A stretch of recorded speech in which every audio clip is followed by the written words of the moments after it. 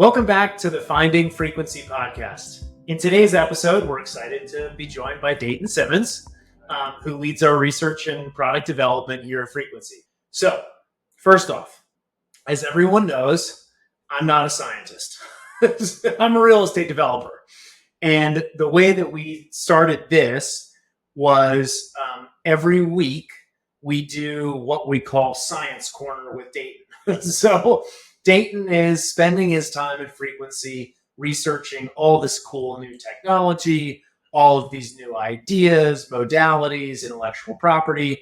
And we spend time each week having Dayton explain a technology or a concept or something like that. And so our thought was, why don't we do a Science Corner, but for everybody? And so that's how this started. So I'm excited to dive in with everyone. So why don't we first start out, Dayton, with just generally the concept of the badges. Yeah. So just tell us kind of where that originated from. Walk us through a couple of them. I know we're here to really talk about the cardiovascular, but just give us conceptually how we started with the badge system. Yeah, totally. Let me see. I think we started because we were kind of looking layers of the building. We were thinking about different senses that we interacted with. And I think the question came into play. We know how to phrase it in a real estate way, what we're doing, but we kind of wanted to phrase it in a way that people would understand and spoke a little bit more to the biology and to the systems at play. Yeah. So the badges are our attempt at, I guess, kind of like bringing it down to a level that we can communicate really clearly on. Yeah. We just took 6 aspects of kind of body, mind, spirit that are foundational to the way that people feel. And I don't think that we're rocking the boat with any of these picks. I think they're all very center stage and everyone can kind of agree. It's like, oh yeah, that is something that's at the core of kind of how I feel at the end of the day.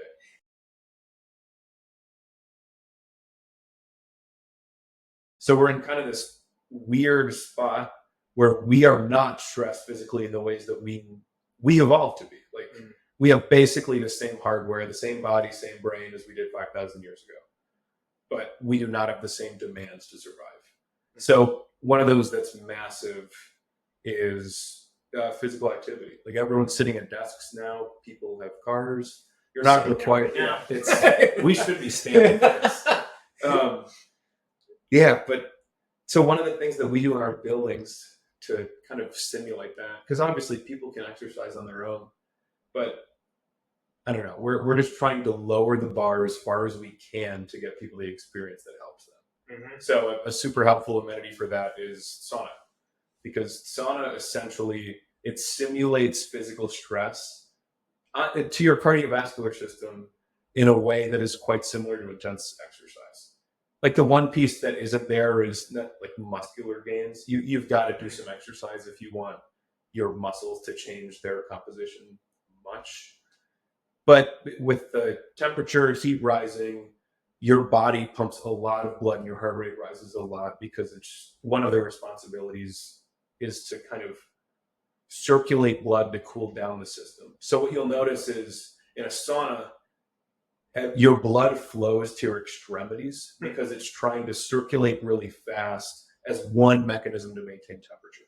Whereas in a cold plunge, it does the exact opposite. All of your blood floods to your organs internally because if you're cold plunging in really cold conditions, your body feels like it's going to die. So it's trying to preserve the organs that are at the core function of surviving.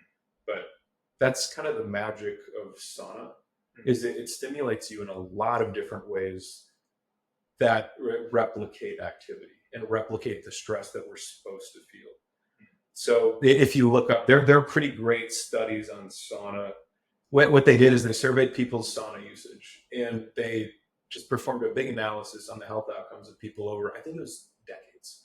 So they've been running this survey for a long time. And what they find is across the board, cardiovascular markers are dramatically better for people who sauna 4 times a week or more compared to those who sauna 1 time a week. And it's ridiculous. It's like cardiovascular disease, it's risk of stroke, its risk of, I think, heart attack, all-cause mortality. And these aren't minor increases. They're all in the range of like 30 to 60% improvements, going from once a week sauna to 4 times. And we think the reason for that is by putting your body into some stress, you're strengthening the system. What do we do to eliminate particulate matter?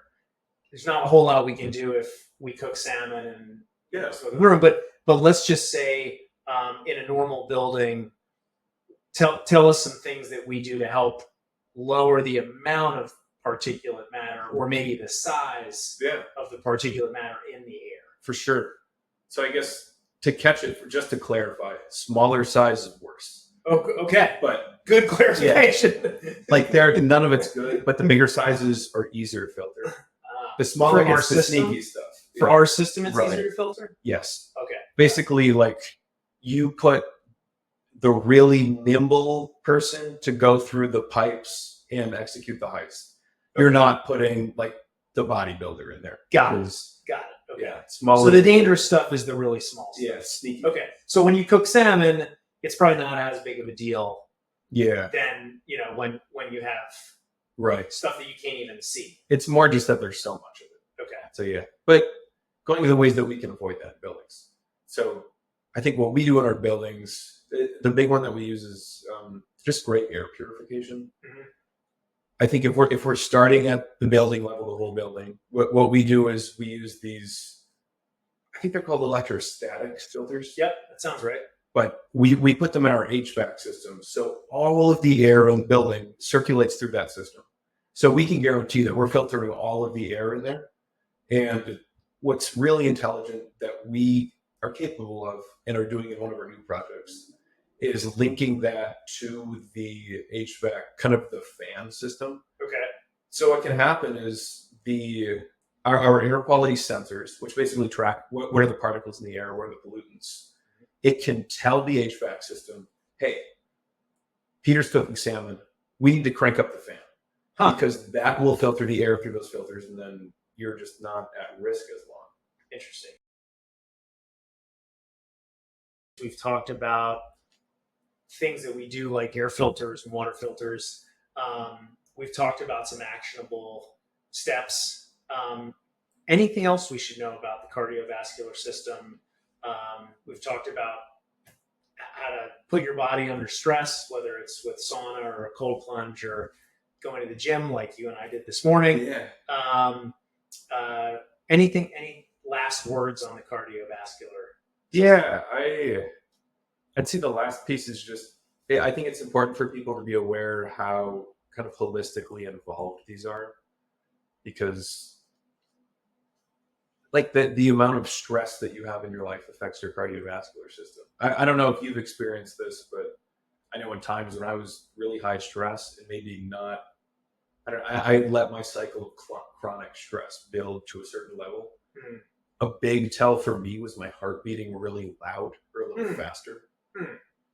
And while that's not necessary, I don't know, it's not how most people would consider. Well, actually, that's not even true. I think a lot of doctors would recommend that their patients reduce their stress levels to benefit their cardiovascular health. Mm. And I guess what I was getting at is that strong, heavy beating of the heart, it's hard on the heart. Like you're asking the muscle to work a lot harder to perform the same function. So kind of managing those other parts of your life that might just put additional strain on the heart, it's still super important. So having a space that you feel comfortable and safe, basically, a place that you feel like you can wind down is a huge bit, because your heart is going to respond to the belief that it needs to act. And anxiety and stress are the constant idea that you need to act because there is a threat. So creating environments, finding environments and routines where you don't feel that's the case, it gives your heart a chance to rest.